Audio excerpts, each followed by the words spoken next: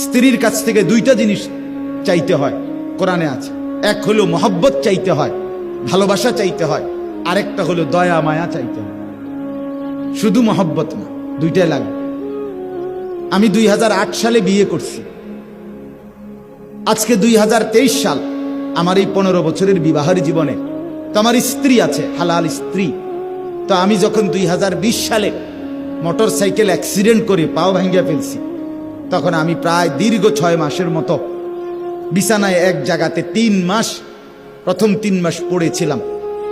Hospital থেকে আইনা আমারে যেখানে রাখছে ওইখানেই আমি পড়েছিলাম। এক সুতা নড়াচড়া করতে পারি নাই। পেশাব পায়খানা, অজু, গোসল, খানা, খাদ্য সবকিছু এই এক জায়গায়। তো সেই 6 মাসের লাগাতার আমার রাত দিনের সমস্ত খেদমত দয়া মায়া করে আমার বিবি করছে। এটা রাস্তার নর্তকীর থেকে তুমি পাইতা না, এটা মিলবে না।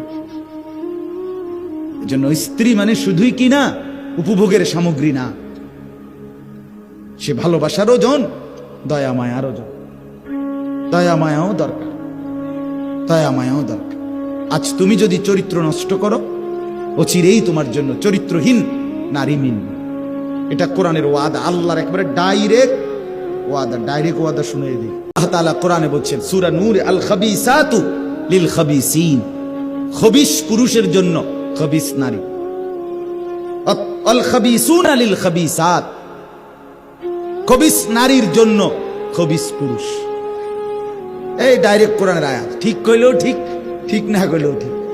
অত্তাইয়িবাতু লিত্তাইয়িবিন অত্তাইয়িবুনা লিত্তাইয়িবাত। রব্বুল আলামিন বলেন, আর পবিত্র পুরুষের জন্য পবিত্র নারী, পবিত্রা নারীর জন্য পবিত্র পুরুষ।